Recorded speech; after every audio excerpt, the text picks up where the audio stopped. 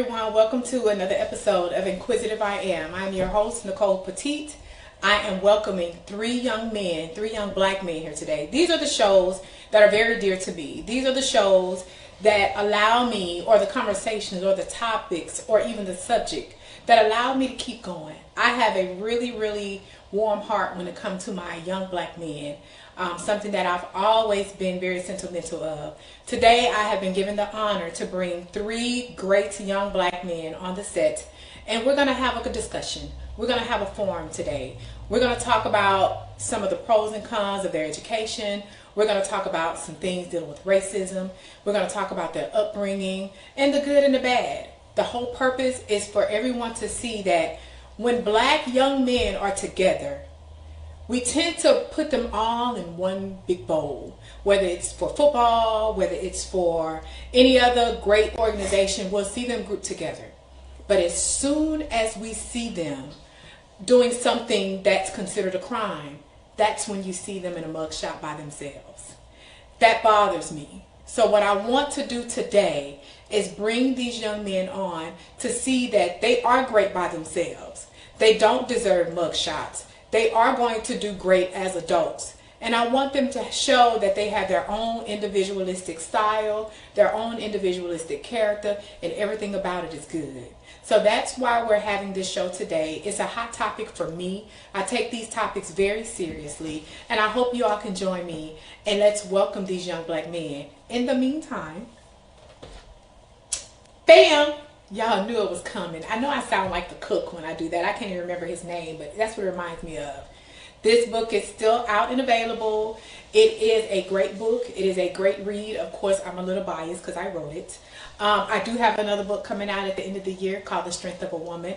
Yes, that one's going to be a little bit more juicy because I am an emotional wreck, and I put it all in a book, and I don't care what people have to say about it.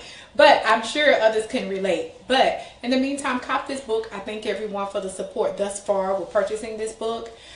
If you have any questions about the book, if you want to do a book club on the book, let me know. I also do speaking engagements. Yes, I am in Huntsville, but for the right reason, I will and have no problem with driving back to Mobile. My babies are here anyways. So if you have a speaking engagement you want me to participate in, let me know. But just be mindful that my disclaimer is I am raw and uncut. I'm going to speak to the babies the way that they speak to each other. That way we know they will understand it, and I meet them where they are. I don't try to sugarcoat anything at all, because you better believe they probably know a little bit more than I do. So cop this book. If you have any questions or any topics that you would like to hear on the show, drop it in the comments and let us know. We're going to take a short break, and we'll come back with these three wonderful young black men. Stay tuned.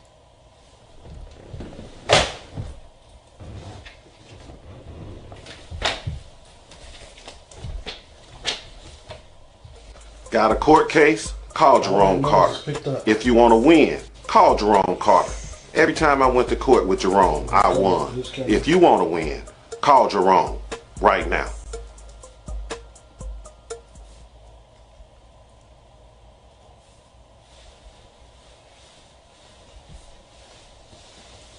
Welcome back to the show. We have our special guest on the show today. Welcome, guys. Hey, how's it going? Hello, how y'all doing? Doing good. Thank y'all for coming. You know, this is brave of y'all. This is brave for y'all to come on anyone's show where we can let people know who you are, let people know what's going on, and just to be able to put that out there in the atmosphere. I appreciate that. This really takes a lot of heart to do that. And maybe y'all like me a little bit. Just a little bit. Y'all like me just a little bit. I want to introduce everyone to you guys. We have Devin Nobles. And this is the camera, y'all. We have Mark Quinney.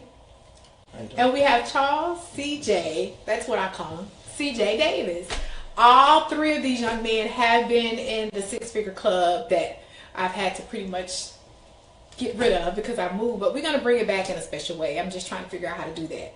But in the meantime, let's get right into it. Let's have this forum. Because I know a lot about you guys. I talk to all you guys' parents on a regular basis, even. So let's have a conversation. Let's talk about, I'm going to start with you, Mark. I got to pick on Mark. Talk to us about your upbringing. Well, speak up so they can hear you. We're going to look at the camera. Well, my upbringing, I was very quiet for most point in time. I didn't know. I was always to myself, and I was very unsociative, with other people. But then when I started to grow up, I just felt like, just growing up, it was so much easier because far as like I've been in school, learning is not hard to do. It's just in your mind. So you face distractions. Yes, ma'am. So let's talk about some of those distractions, and I want to ask you both, all three of you guys, the same questions when it comes to distractions. What kind of distractions did you have growing up in the classroom? Like, what kind of took you away from the classroom setting at those moments? Having those buddies that's not the same way I am. Right. So whenever they, not doing what they're supposed to be doing, and I think it's funny. I'm enjoying that crowd. That's a distraction. Right. Okay, what about you, David? What type of distractions do you deal with? I was always a talkative student. Okay. So, as you said, if my friends were doing something, I would probably be right there doing it with them. Okay, what about you, CJ? Mine is something like that, except I was the one that tried to. You were the I was the class leader clown of it all. I was the distraction growing up. Okay. I was younger.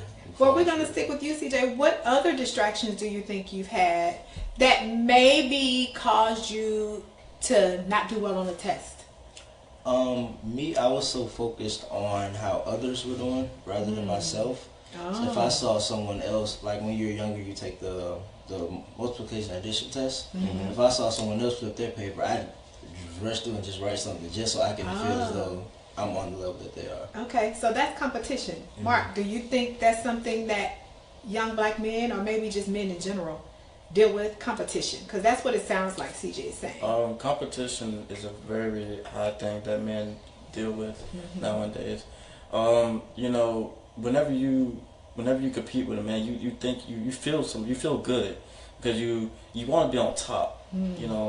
Okay. Well, Devin, why do you think that is? What do you think has made young men in today's society so competitive? Like, what is it about it that make you guys so competitive?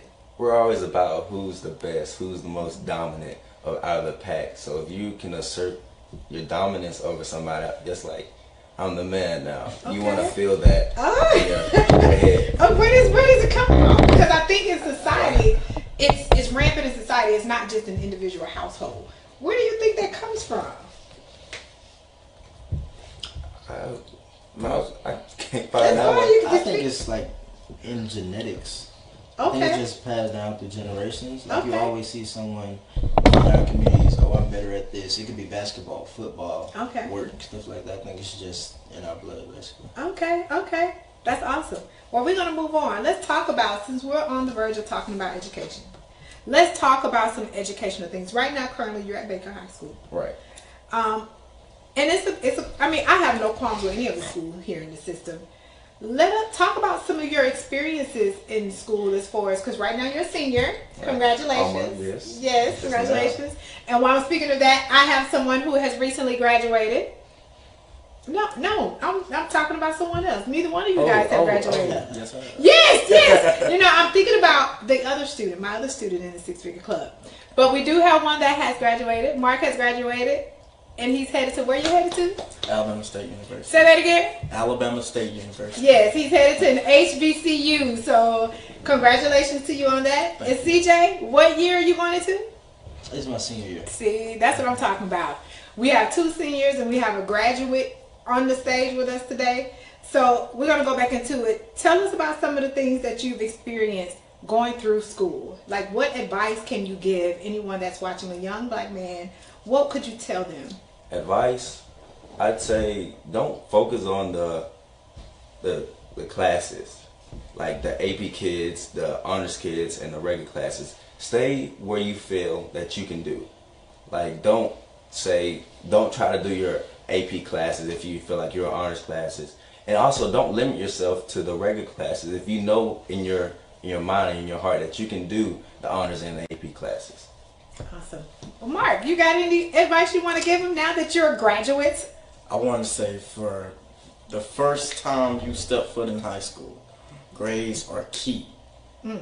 I want to tell every young person out there, grades are very important.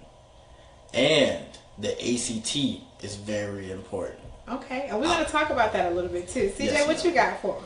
I have something to add to both. To add on to what you were saying, I would say focus on the time being. A lot of people focus on, oh, my grades are falling. Don't think about, oh, this is okay, I can get over this class, or I don't need this class. Think about your future. Think about, okay, if I fail this class, then that can affect my job in doing this, my job doing that. And to add on to what you were saying, basically the same thing. I say focus on you.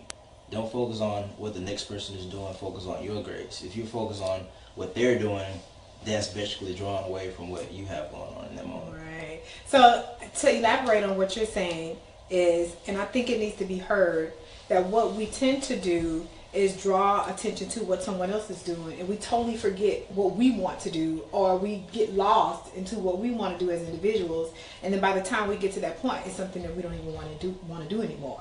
So what is it, why do you think you guys have gotten to the point that you are? I mean, is it something that was passed down? Is it something that you've seen? Are your parents your motivation? What has gotten you guys to keep pushing? Devin, what do you say?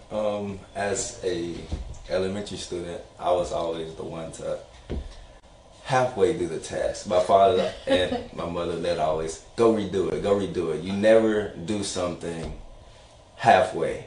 I've always been taught, do it your best you can. If your best isn't the best in the world, that's okay, but that's still your best. So always do your best. That's what I've been taught. Okay, what about you, Mark?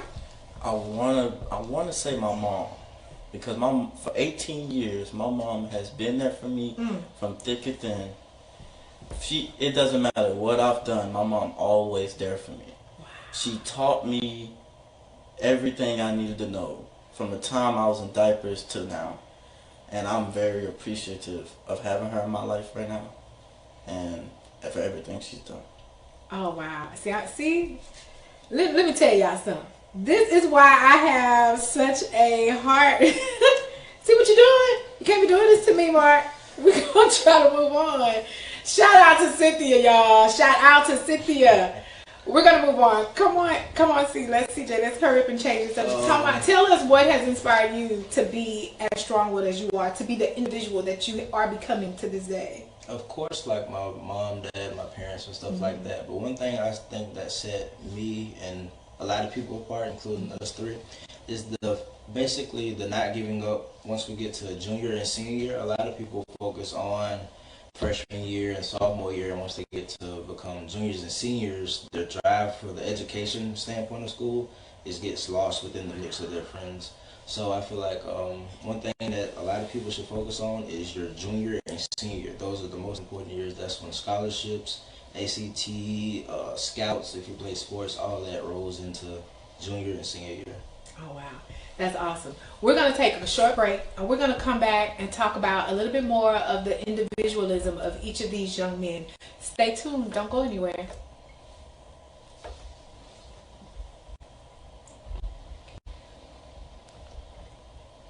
Recently, I was in a car accident, and my lawyer got me $3.5 million. Stop lying! You're an actor! You know you didn't get no $3.5 million back! Tell the truth! Come on, baby!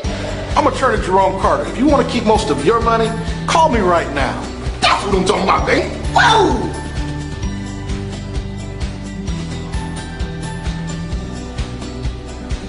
Just trying to make a dollar.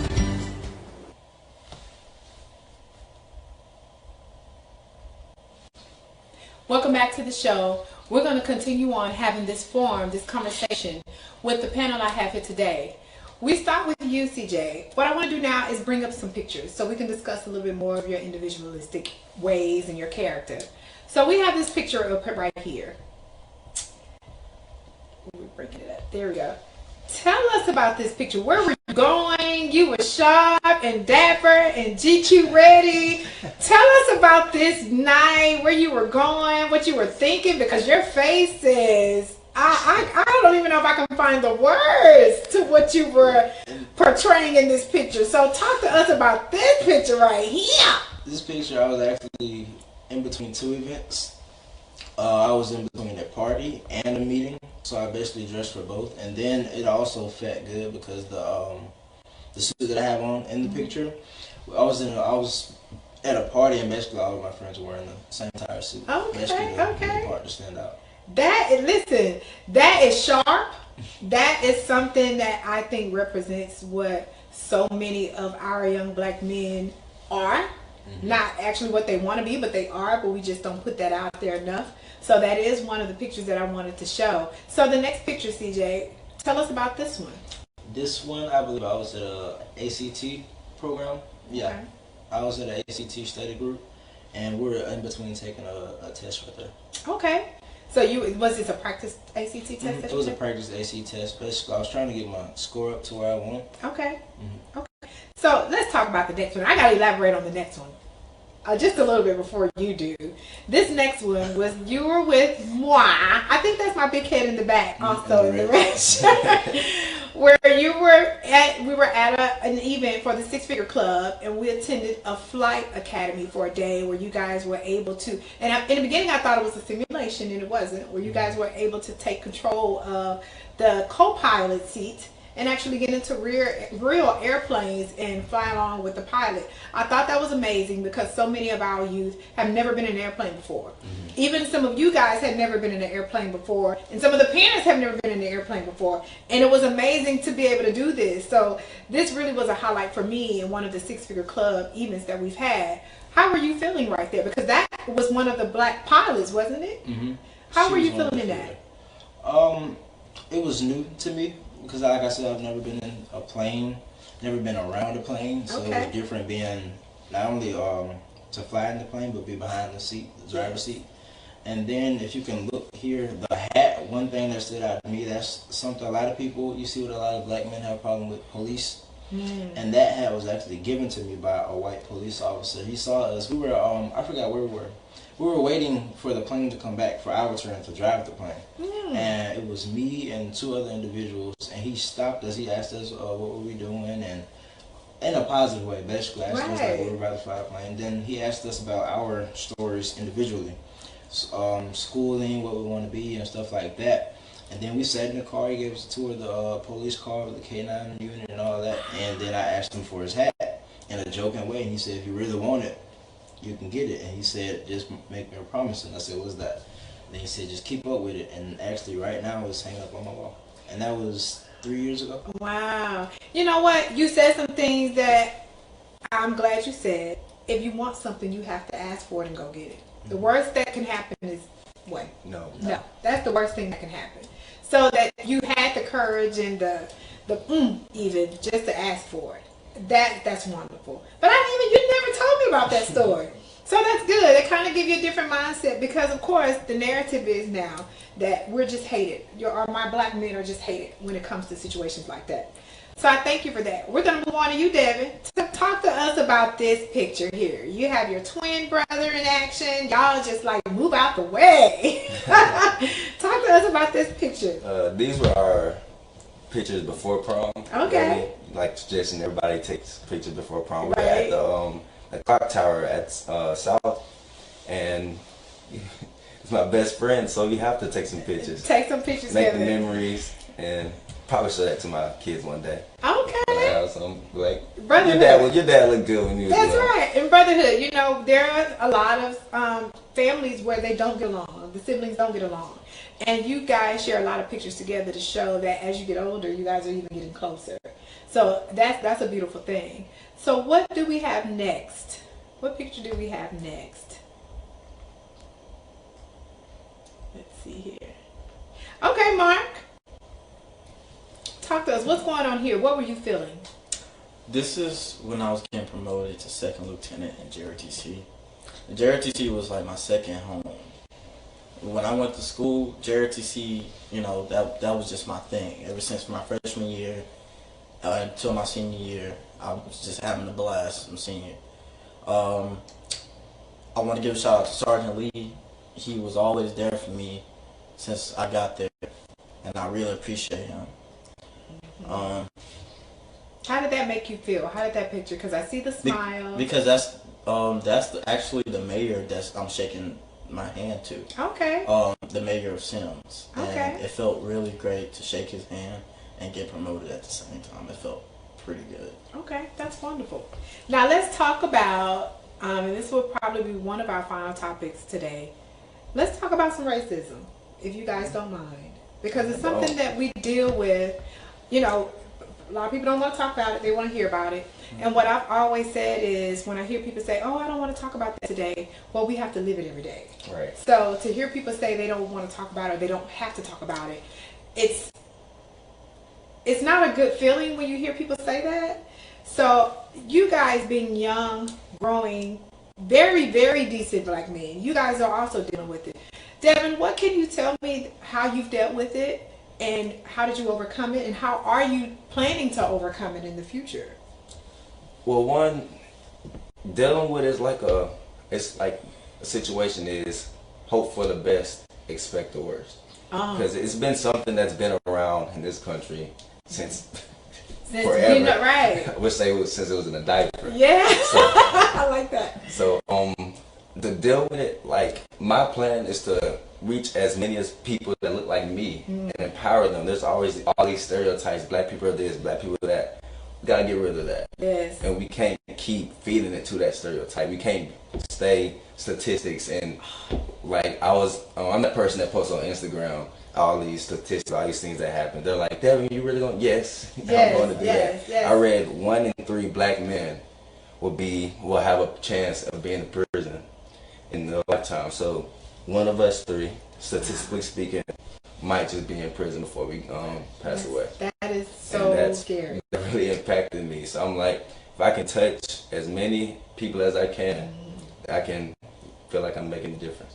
Oh wow! You have something to add to that? To add CJ? on to what you say, a fact that a lot of people don't know is they don't build prisons off of population anymore. They stopped at, I think, the 80s, the 70s or 80s. Now they build prison. They go off of the African Americans based on, like, your reading level within the 5th grade. If you are African American and you can't read past the 3rd grade level within the 5th grade, that's another room or another bunk added for you specifically. That's why you have different jails and stuff. They're not expanding because of the population. They're expanding based off how stupid you are in the 5th grade. Wow. Listen, I'm telling you, my boys are dropping them. I can't even talk. You guys got me so enthused, and I'm so impressed, as I've always been. But I hope you guys are tuning in and paying attention to what these young men are saying. They are speaking the truth. This is information that they all have already done the research on, and something that has motivated them to make sure they don't end up in one of those statistics moods. So, what you got to say, Mark? I've never been in experience of racism, but I always seen it around me, though. And it takes me to want to say something, but it's not my place to say. I don't want to build more fire than what's already there. Right, and that's understandable. And when I see it sometimes it breaks my heart. Sometimes I see things happen, but I just can't do nothing.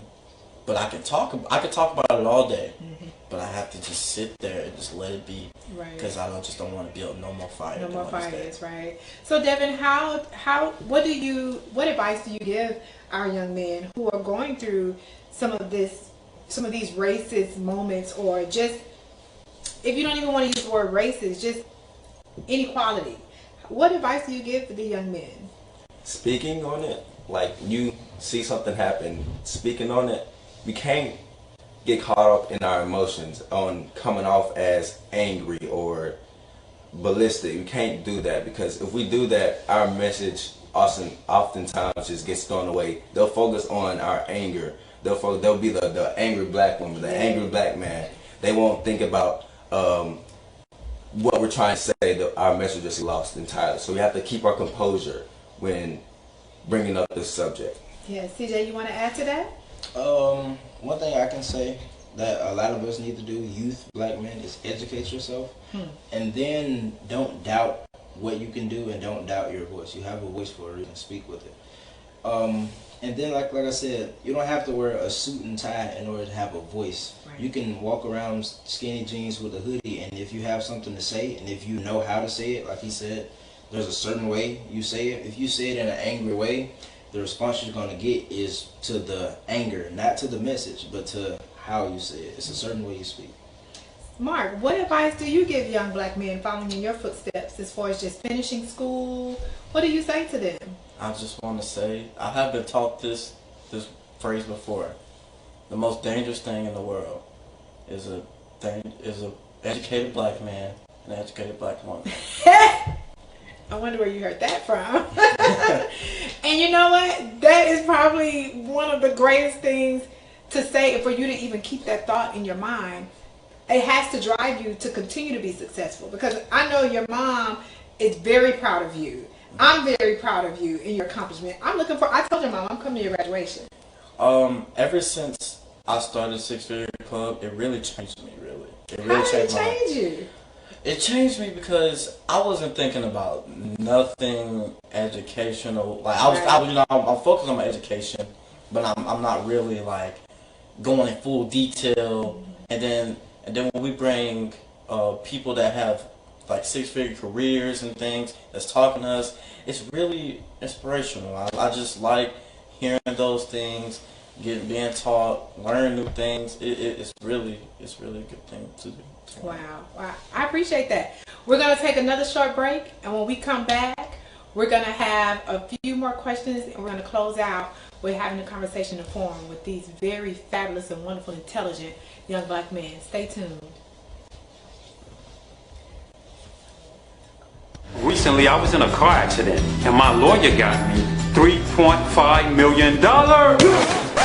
Stop lying! You're an actor! You know you didn't get no $3.5 million back! Tell the truth! Come on, baby! I'm gonna turn it to Ricardo. If you want to keep most of your money, call me right now. That's what I'm talking about, baby! Whoa!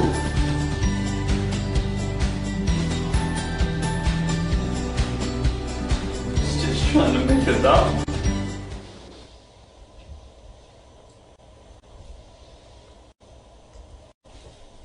Welcome back. We are on our final run of having this discussion with my guests today, Devin, Mark, and CJ.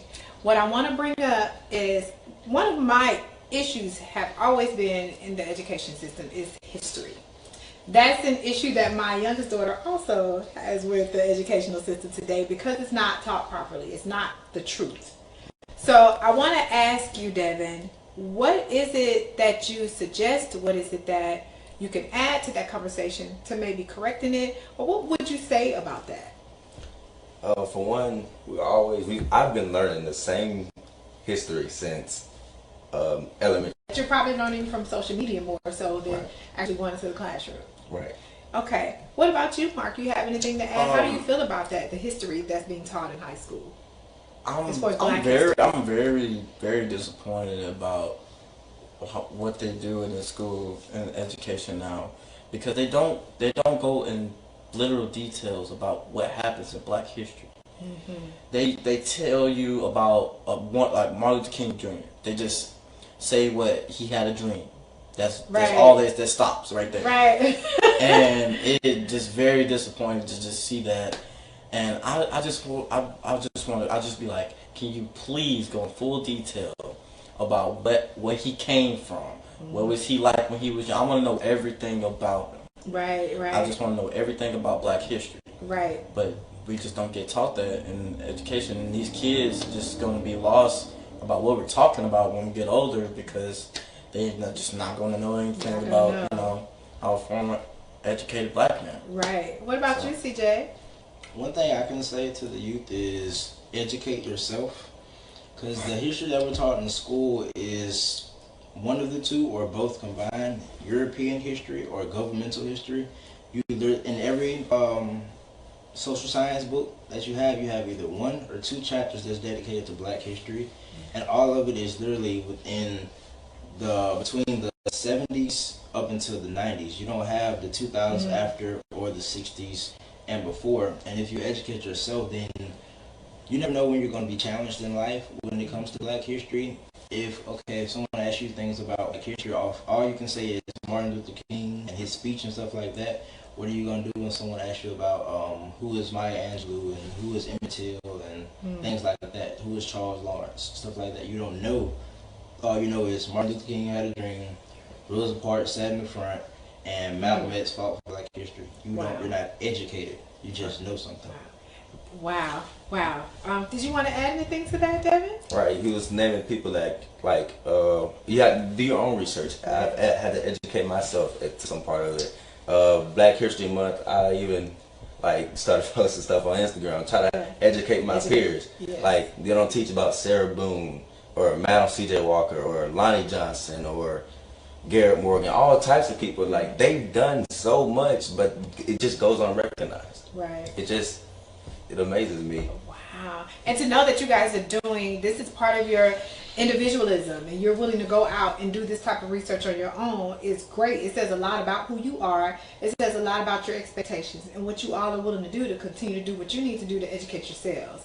That means a lot, and it shows in what you guys are accomplishing today. I want to thank you all for coming on the show today. Of course, I love all three of you all like y'all are my sons.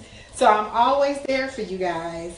If you have any questions, any comments, if you want to talk to maybe the parents, if you have any questions, because of course I would prefer you to go directly through the parents. If you have any questions about any of these wonderful young Black men and brilliant and intelligent young Black men sitting on the panel today, by all means reach out to me. We can connect you. If you want to do a type of forum with these young three Black men, let me know, and we can probably try to make something happen depending on what the topic is. And of course we'll have to run it through the parents as well. I thank you all for tuning in. Again, this is the show that pushes me to continue to do what I'm doing for the community, to continue to make our Black men pull their pants up and do what needs to be done, and not caring and being fearless about it. And I'm glad that you guys are helping me do that as well. Thank you for joining the show. I am your host, Nicole Petit, Inquisitive I Am. And remember, our stories are real stories.